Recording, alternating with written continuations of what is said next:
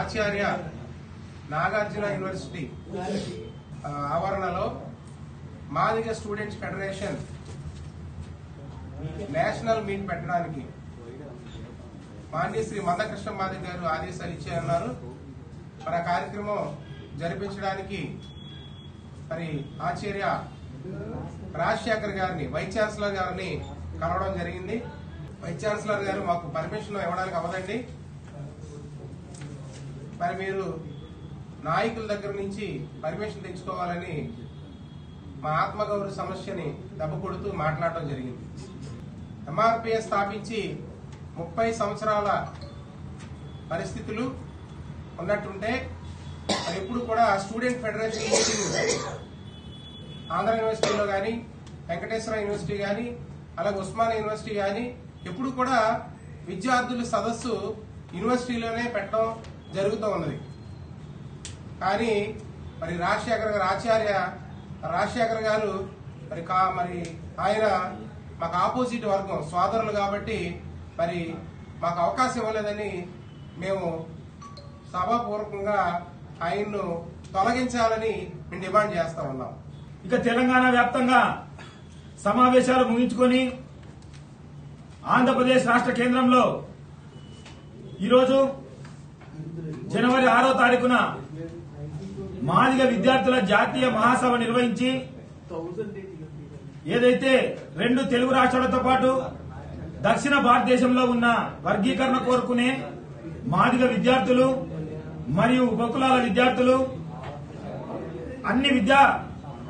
వర్గీకరణ కోరుకునే అన్ని విద్యార్థి సంఘాలు కలుపుకొని మా మాదిగ విద్యార్థి సమాఖ్య నూతన నిర్మాణం చేసుకోవడానికి ఆచార్య నాగార్జున యూనివర్సిటీ విద్యార్థి కమిటీ ఆధ్వర్యంలో నాగార్జున యూనివర్సిటీ కేంద్రంగా సమావేశం నిర్వహించాలని కృష్ణమాది గారు నిర్ణయించడం జరిగింది. అది ఇప్పుడు కాదు, గతంలోనే ఈ డేటు ఫిక్స్ చేయడం జరిగింది.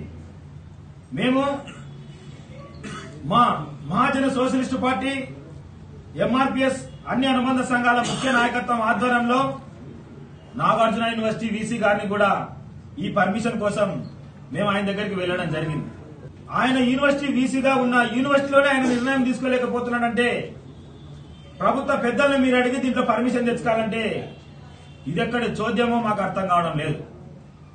ఇదే విశాఖపట్నం ఆంధ్ర యూనివర్సిటీ కేంద్రంగా గతంలోనే ఒక జాతీయ సమావేశం కూడా జరిగింది.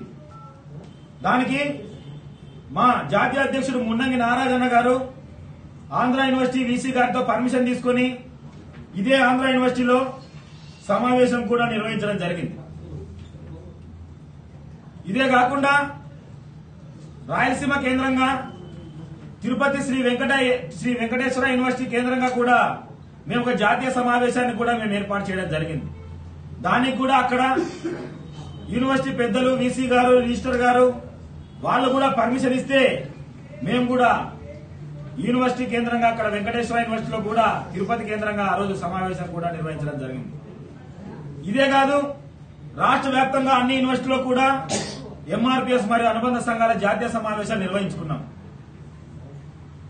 ఇంకా ఈ యూనివర్సిటీలతోనే పాటుగా ఇప్పుడు ఎక్కడైతే వీసీ రాజశేఖర్ గారు సమావేశం వద్దంటున్నారో ఆ యూనివర్సిటీలో కూడా మా జాతీయ సమావేశం జరిగింది. అంటే ఆయన వీసీగా లేనప్పుడు ఆ సమావేశం జరిగింది, ఆయన ఇప్పుడు వీసీగా ఉన్నాడు, ఆ సమావేశాన్ని వద్దని చెప్తున్నాడు. దీంట్లో ఉన్న మర్మం ఏంటని చెప్పేసి మేము ఆయన చెప్పిన విధంగానే ప్రభుత్వ పెద్దలను కూడా కలవడం జరిగింది. ప్రభుత్వానికి దగ్గరగా ఉండే సజ్జల గారిని 3-4 రోజులు మేము ఆయన ఆఫీస్కి వెళ్లి తిరిగితే ఆయన దొరకలేదు. ఆయన ఓఎస్డీ గారిని కూడా మేము కలిస్తే ఇది వీసీ గారు తీసుకునే నిర్ణయం, ఆయన పరిధిలో ఉండేది, మీరు మా దగ్గరికి ఎందుకు రావాల్సి వచ్చిందని చెప్పేసి మేము చెప్తాం, మీరు సమావేశం పెట్టారని వాళ్ళ ఓఎస్డీ గారు కూడా చెప్పడం జరిగింది.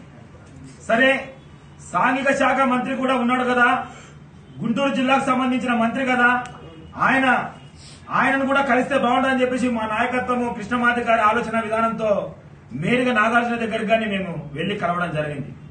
ఆయన కూడా ఏదైతే యూనివర్సిటీలో విద్యార్థుల కోసం మీరు సమావేశం ఏర్పాటు చేస్తున్నారు కాబట్టి మీరు పెట్టుకోవచ్చు, నేను కూడా మీకు సహకరిస్తాను, వీసీ గారికి చెప్తానని చెప్పేసి ఆయన కూడా చెప్పడం జరిగింది.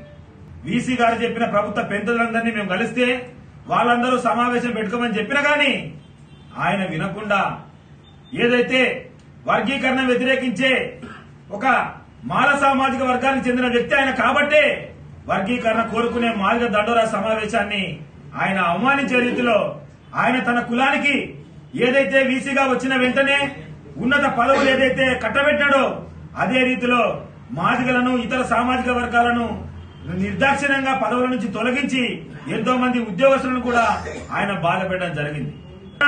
అందరినీ, అన్ని విద్యార్థులను, అన్ని కులాల వారిని, అన్ని మతాల వారిని అందరినీ కూడా సమాన దృష్టిలో చూడాల్సిన ఒక ఉన్నత పదవిలో, ప్రభుత్వ పదవిలో ఉండి కూడా ఒక పక్షానికి ఆయన మద్దతు పలకడం అనేది, ఒక పక్షానికి నిర్దాక్షిణ్యంగా మనసులో వేరే ఆలోచన పెట్టుకుని తొక్కిపడడం అనేది మేము మందాకృష్ణ మాదిగ గారి తరపున దీన్ని దారుణంగా, తీవ్రంగా మేము ఖండిస్తున్నాం.